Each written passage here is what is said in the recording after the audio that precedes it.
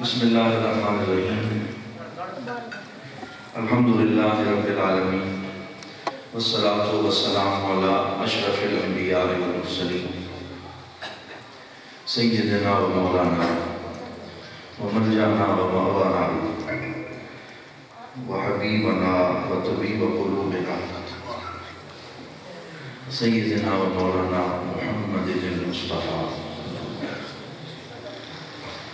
وعلى آله الطيبين الطاهرين وأزواجه الطاهرات أمهات المؤمنين وأصحابه الهادين المهديين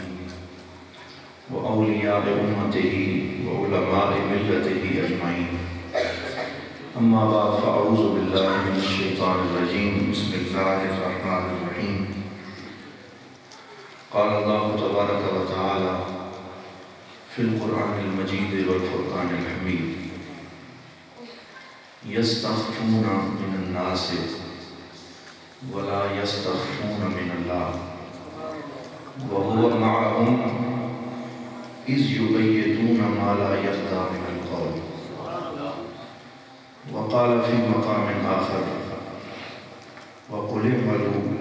فسيرى الله عملكم ورسوله والمؤمنون وقال في مقام آخر وإذا أردنا أن نهلك قرية أمرنا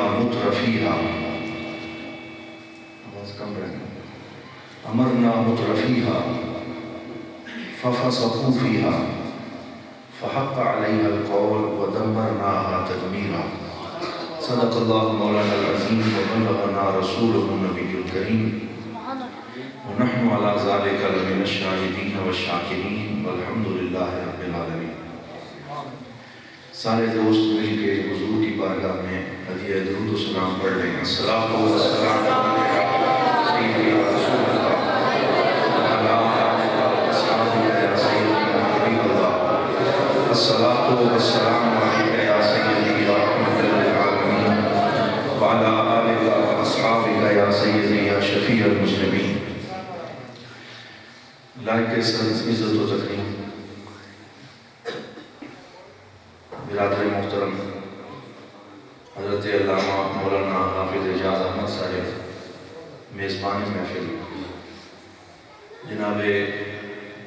سیٹھ محمد اصغر صاحب صدر انجمن فدایان رسول صدر انجمن تاجران میرا شریف، جناب حافظ فضل حق صاحب اور بیرا شریف کی اس خوبصورت مسجد میں تشریف فرما جملہ برادران اسلام، اللہ کے فضل و کرم سے آج ہم ایک نئے اور اچھوتے عنوان کے ساتھ انعقاد پذیر اس کانفرنس میں حاضر ہیں، جس کا سہرا حسب معمول حافظ اعجاز احمد صاحب جو ہمارے ایک قابل اور امت مسلمہ کا درد رکھنے والے دوست ہیں ان کے ساتھ جاتا ہے. اللہ تعالیٰ ان کی اس کاوش کو اپنی بارگاہ میں شرف قبول عطا فرمائے. میں شروع میں یہ بھی کہنا چاہوں گا کہ یہ عنوان رکھ کے انہوں نے جہاں مجھے مشکل میں ڈال دیا، کیونکہ حیا کا معاملہ قال کا نہیں ہے، یہ حال کا ہے. یہ حال کا معاملہ ہے کہ یہ ایک ایسی کیفیت ہے جو انسان سے طاری رہتی ہے، لیکن وہ اپنی جگہ پہ درست ہیں کہ اس کو بیان کرنا اس لیے ضروری ہے کہ جب امت من حیث المجموع سرکار کی سنت کو چھوڑنے کی طرف دوڑ لگا دے اور مغربی ایجنڈے کو بڑی خوش دلی سے قبول کرنا شروع کر دے، تو پھر ضروری ہو جاتا ہے کہ انسان اپنا فرض منصبی ادا کرے. بعض دوست ہم سے پوچھ رہے تھے، مجھ سے بھی کچھ ٹیلی فون بھی آئے، انہوں نے کہا جی یہ آپ ایک نیا عنوان آپ نے رکھ دیا اور آپ اس پہ تقریر کریں گے، تو حیا کانفرنس کیا ہوتی ہے؟ میں نے ان سے کہا کہ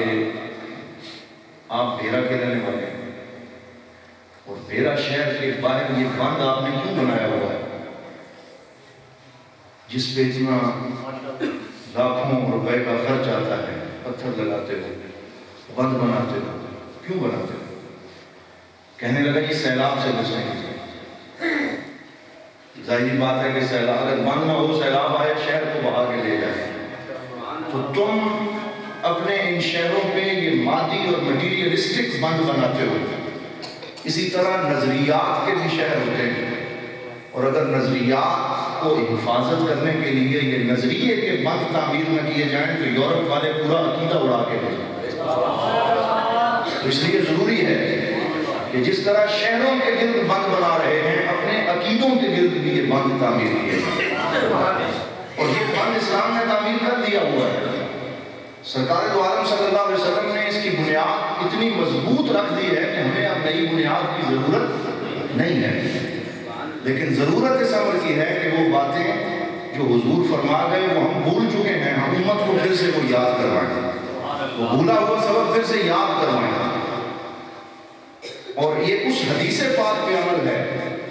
کہ سرکار دو عالم صلی اللہ علیہ وسلم نے ارشاد فرمایا من احیا سنتی عند فساد امتی فلہ اجر مئۃ شہید۔ فرمایا وہ خوش نصیب جو امت میں فساد برپا ہونے کے وقت مجھ محمد کی کوئی ایک سنت زندہ کرے گا، اللہ تعالیٰ اسے 100 شہیدوں کا ثواب عطا کرے گا، 100 شہیدوں کا ثواب عطا کرے گا۔ ایک شہید کا ثواب بندے کو مل جائے تو اس کی بخشش کے لیے وہی کافی ہے۔ کتنی بڑی خوشخبری ہے، فرمایا اللہ اسے 100 شہیدوں کا ثواب عطا کرے گا۔ تو آپ مجھے بتائیں کہ حیا کی یہ سنت پامال ہو رہی ہے کہ نہیں ہو رہی؟ ویلنٹائن ڈے اور پتہ نہیں نئی کتنی کوئی بسنت کی رسم کبھی آ جاتی ہے، کبھی ویلنٹائن کی آ جاتی ہے، اور اس کے علاوہ پتہ نہیں کتنے ہی تہوار جو ہیں وہ پہلے ہم نہیں سنتے تھے۔ امریکہ میں میں جب رہتا تھا تو وہاں ایک تھینکس گیونگ ڈے وہ مناتے ہیں۔ اب پاکستان کے شہروں میں وہ تھینکس گیونگ ڈے جو ہے اس کی آواز بھی آنا شروع ہو گئی، یعنی ہر وہ چیز جو یورپ والے کر رہے ہیں ان کا دل ہوتا ہے ہم بھی کریں۔ میں یہ کہا کرتا ہوں کہ اگر کوئی جو ہے اس کے پاس رسول اللہ صلی اللہ علیہ وسلم کا سچا دین موجود ہو اور وہ اس پہ مطمئن نہ ہو، اور وہ بھاگ بھاگ کے اللہ نے اسے کبوتر بنایا ہو اور وہ کبا بننے کی کوشش کرے، تو اس کی سوچ کے اوپر ماتم کرنا چاہیے۔ لوگ کہتے ہیں یہ پھول پیش کیے جائیں، اور شہروں میں یہ عالم تھا کہ پھولوں کی دکانوں میں پھول ختم ہو گئے، اور ہر کالج میں پڑھنے والے، یونیورسٹی میں پڑھنے والے پھول خرید کے دوسروں کو دینے جا رہے ہیں۔ کوئی بندہ اس سے پوچھے کہ یہی پھول لا کے کوئی تیری بہن کو دینا چاہے، تجھے گوارا ہوگا؟ تو کیا اس کو مارنے کے لیے نہیں دوڑے گا؟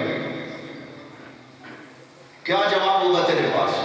پھر ویلنٹائن کا کیا جواب رہ جائے گا؟ تو یہ باندھنا ضروری ہے،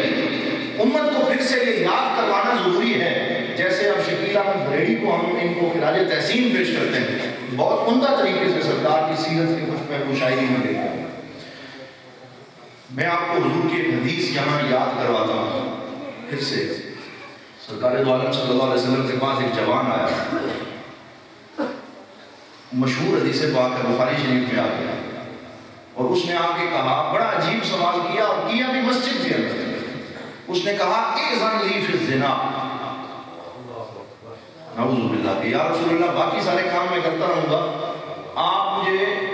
اس برے فعل زنا کی اجازت دے دیں، یہ مجھ سے چھوٹتا نہیں ہے۔ اور جوان آدمی تھا، اور مسجد میں سید الانبیاء سے اجازت لینے کے لیے آیا کہ اس کی اجازت عطا فرما۔ اب یہ تو سرکار کا انداز تربیت ہے۔ میں کہا کرتا ہوں کہ اگر کوئی اور ہوتا وہ اسے فوراً گستاخ رسول بنا کے پرے کر دیتا، اس کی گردن مار دی جاتی، اس پہ فتوے لگا دیے جاتے، نعرہ تکبیر، نعرہ رسالت۔ ہمارے استاد محترم جناب حضور پیر ابرار ریاض شاہ صاحب دامت برکاتہ العالیہ، آپ ہماری ہم آپ کو دیکھیے عطا کرام سے خوش آمدید کہتے ہیں۔ سب آپ تشریف رکھیں۔ اجازت سرکار سے مانگی کہ مجھے اس برے کام کی اجازت دے دیں۔ اگر آج کا کوئی عالم دین ہوتا وہ ممکن ہے مسجد کے نمازیوں سے ہی اس کی صفائی کروا دیتا، اس کی پٹائی کرواتا، پہلے اس کا خوب مالش کرواتا، اور جب وہ مرنے کے قریب ہو جاتا تو شاید پھر اسے مسئلہ سمجھایا جاتا۔ آج امت میں حیا کانفرنس کے اس موقع پہ ہم یہ پیغام بھی دینا چاہتے ہیں کہ صرف دین کی دعوت کی ضرورت نہیں، بلکہ دین کی دعوت حضور کے طریقہ کار کے مطابق دیے جانے کی ضرورت ہے، جیسے سرکار نے دی ہے، محبت سے، دلوں کو جیتنے والے انداز سے، لوگوں کو قریب کر کے دین کی دعوت سرکار نے دی، نہ کہ فتوے لگا کے، نہ کہ جو ہے وہ دائرہ اسلام سے خارج کر کے۔ میرے آقا صلی اللہ علیہ وسلم کا انداز ہوتا تھا کہ جب کسی کو بات سمجھانا چاہتے ہیں تو آپ اسے قریب کر کے اس کے کان کی لو جو ہے اس کو ملا کرتے تھے ہاتھ سے، یہ محبت کا انداز تھا۔ حضور نے اس جوان کو قریب کیا اور قریب کر کے اس کے کان پہ ہاتھ رکھ کے ملنا شروع کیا، یہ محبت کا انداز ہے، اور ساتھ اس کا نفسیاتی ٹریٹمنٹ شروع کر دیا، نفسیاتی علاج شروع کر دیا۔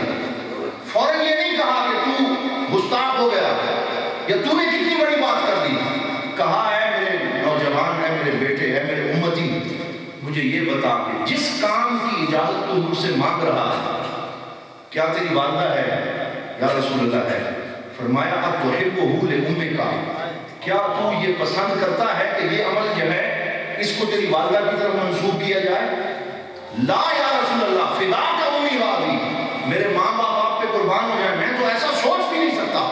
حل تحبہ لأختک، کیا تو اسے اپنی بہن کے لیے پسند کرتا؟ وہ اور غصے میں آ گیا، لا یا رسول اللہ۔ حل تحبہ لخالتک، کیا تو اسے اپنی خالہ کے لیے پسند کرتا؟ لا یا رسول اللہ۔ حضور اسے گنواتے رہے، اپنی بہن کے لیے، اپنی خالہ کے لیے، اپنی ماں کے لیے، سارے رشتے گنوانے کے بعد حضور نے فرمایا جس طرح تو اپنے رشتوں کے لیے یہ برا فعل پسند نہیں کرتا،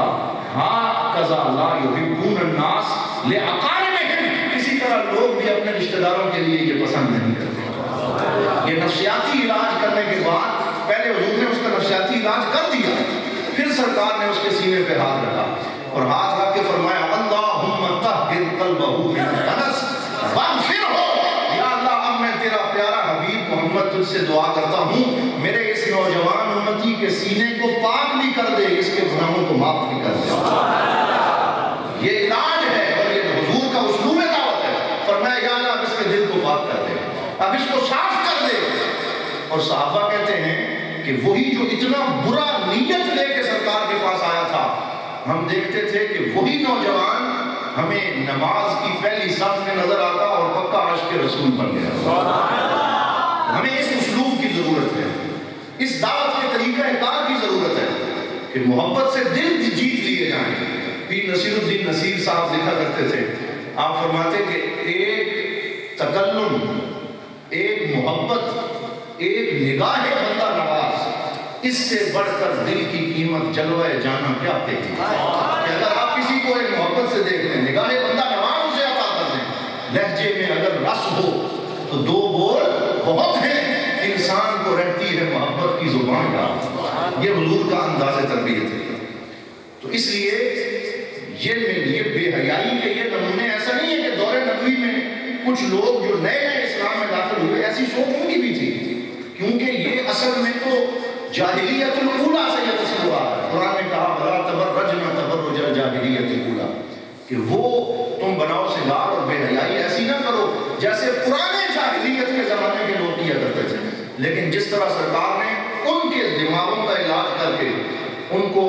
پکا امتی بھی بنا دیا، عاشق بھی بنا دیا، آج ہمیں بھی اس اسلوب سے امت میں دعوت دینے کی ضرورت ہے۔ لیکن امت میں دوسری طرف سے حملے بڑی تیزی سے ہو رہے ہیں،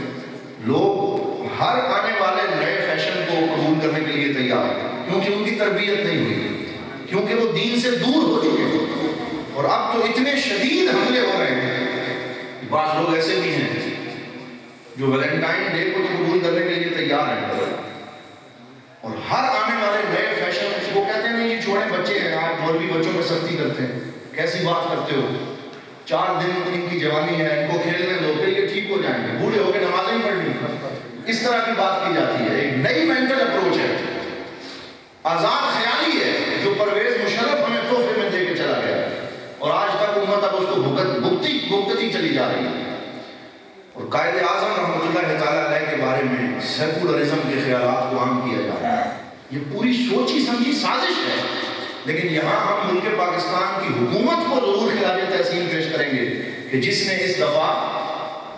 وفاق کی سطح پر اور پنجاب کی سطح پر، اتنا تو میں جانتا ہوں، باقاعدہ آرڈیننس جاری کر کے اس بری رسم کو ممنوع قرار دے دیا ہے۔ اور یہ جو بات اچھی ہو اس کو اپریشیٹ کرنا چاہیے، اور ہم حکومت کی اس اچھے اقدام کی اپریسیشن اس حیات کانفرنس سے کرتے ہیں، اور ہم یہ کہتے ہیں کہ جتنا بھی یہ کوشش کر رہے ہیں امت کی عقائد کی بنیادوں کو مسمار کرنے کی کوشش کر لیں،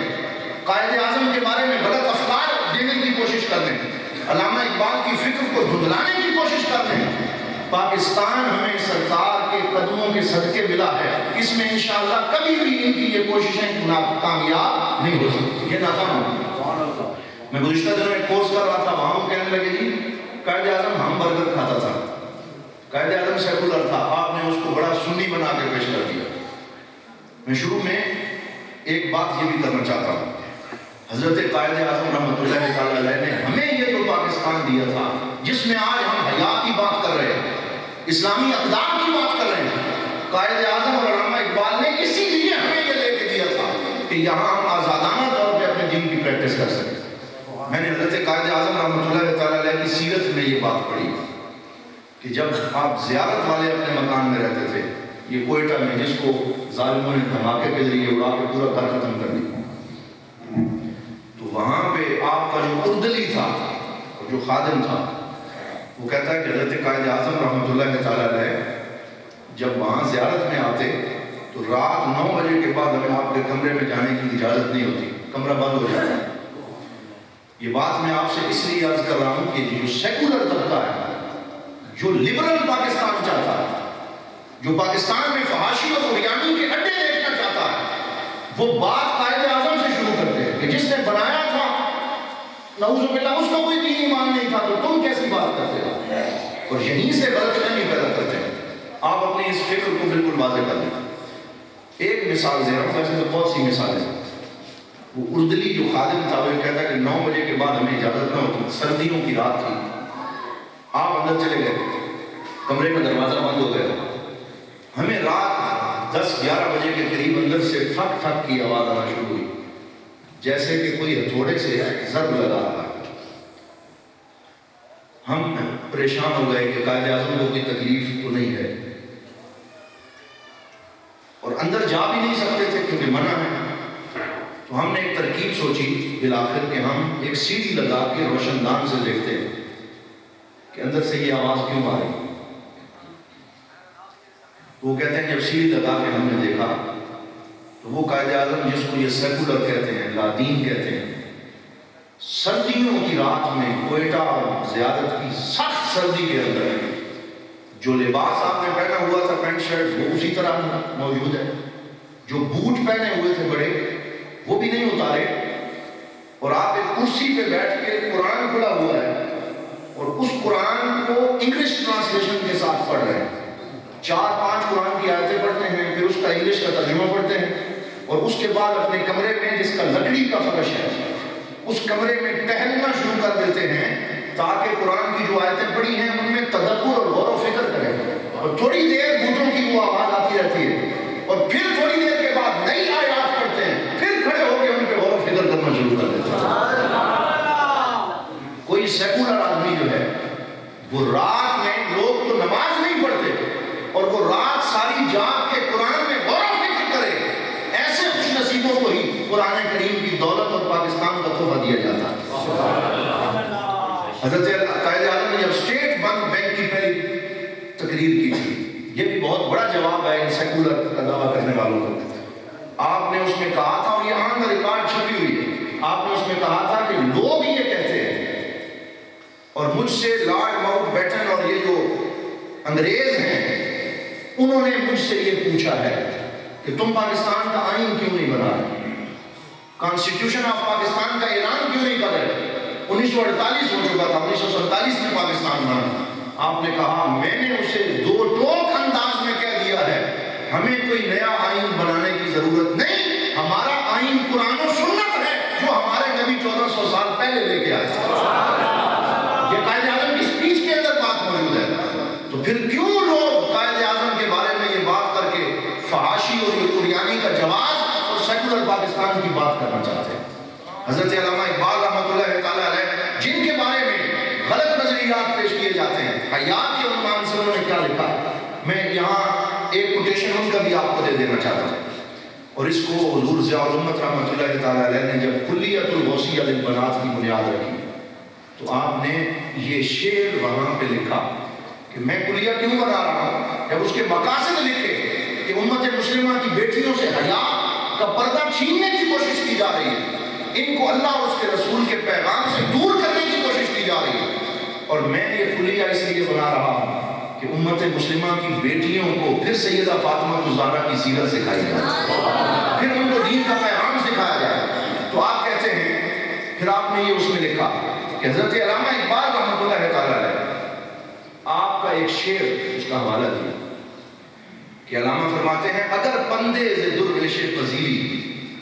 ہزار امت ببیرت تو نہ میری، بطول باش و پنہم شو عظیم نصر کہ در آغوش شبیر ولی۔ اس سے زیادہ بے حیائی کی ویب سائٹس پاکستان میں اور فلاں فلاں ملک میں دیکھی جاتی ہے۔ یہ وہاں کے اسٹیٹسٹک میں وہ ہنس رہے ہوتے ہیں اپنے میڈیا پہ بیٹھ کے کہ ہم نے ایک چیز کو ایجاد کیا اور اس میں جو دنیا کی برائی تھی وہ ڈال دی، اور جو ایمان والے تھے، جو مسلمان تھے، ان کے ایمان پہ یوں ڈاکہ ڈالا کہ یہ ساری برائی اٹھا کے ان کو دے دی اور خود ترقی کا سفر آگے سے آگے بڑھتے چلے جا۔ یہ نہیں ہے کہ بے حیائی ان میں نہیں، بہت زیادہ ہے، لیکن انہوں نے ہمارے ممالک کو اس سفر پہ لگایا تھا۔ تو یہ علماء کرام میرے دوست بیٹھے ہیں، ہماری یہ ذمہ داری بنتی ہے کہ ہم جہاں جہاں جائیں اپنے علاقوں میں حیا کا، خلوت کی، پاکیزگی کا یہ پیغام عام کریں، تاکہ وہ بچے جن کو پتہ نہیں ہے، جن کو سرکار کی حدیث کا مفہوم پتہ نہیں، وہ بھٹک رہے ہیں، ہم ان کو بھٹکنے سے بچائیں اور انہیں بتائیں کہ اگر تمہاری خلوت میں پاکیزگی نہ ہوئی، تمہاری تنہائی پاکیزہ نہ ہوئی، تو ایمان کی کوئی شے بھی اللہ کی بارگاہ میں چاہے وہ تہامہ پہاڑ جتنی بھی ہوئی وہ قبول نہیں کی جائے گی، وہ رد ہو جائے گی۔ اور پھر اللہ کے ادب کے بعد اور اس کے حیا کے بعد رسول اللہ صلی اللہ علیہ وسلم کا حیا ہے، اور واضح میرے آقا کی حدیث ہے، اور یہ بھی اپنے بچوں کو سکھائیں، نوجوانوں تک یہ پیغام عام کریں۔ حضور صلی اللہ علیہ وسلم نے فرمایا تُعْرَضُ عَلَيَّ أَعْمَالُكُمْ عَشِيَّةَ الْخَمِيسِ، یہ ایک روایت ہے، ایک میں یوم الجمعہ کے لفظ ہیں اور ایک میں عشیۃ الخمیس کے لفظ ہیں، اور اس کا معنی یہ ہے، میرے غلاموں تمہارے عمل جمعرات کی شام کو میری بارگاہ میں پیش کیے جاتے ہیں۔ حضور نے فرمایا پورا تمہارا پورے ہفتے کی جو کارگزاری ہے، تمہاری جو کچھ تم کرتے ہو وہ تمہارے نبی کی بارگاہ میں پیش کی جاتی ہے۔ پھر ساتھ ہی فرمایا فَاسْتَحْيُوا مِنْ أَنْ يُعْرَضَ عَلَيَّ عَمَلُكُمْ، فرمایا اس سے حیا کیا کرو کہ تمہارا عمل تمہارے نبی کے پاس پیش ہوتا ہے، کہیں کوئی برا عمل نہ ہو کہ جس کو دیکھ کے تمہارے نبی کا دل جو ہے اس میں کدورت آ جائے، تمہارے نبی کے دل پریشان ہو جائے تمہارے بارے میں۔ ذرا غور کیا کرو، اس سے حیا کیا کرو۔ حضرت علامہ اقبال رحمۃ اللہ تعالیٰ علیہ کی سیرت میں جہاں سے وہ مولڈ ہوئی اور جہاں سے انقلاب پیدا ہوا حضرت علامہ اقبال میں، وہ یہی واقعہ تھا۔ آپ نے خود بیان کیا کہ میں سیال کوٹ میں تھا، میٹرک کی کلاس میں پڑھتا تھا، اور میرے والد محترم اپنے گھر کی چھت پہ بیٹھے ہوئے تھے اور میں نیچے اپنی کتابیں پڑھ رہا تھا۔ ایک فقیر نے دستک دی، میں باہر گیا، اور جس طرح ہماری عادت ہوتی ہے،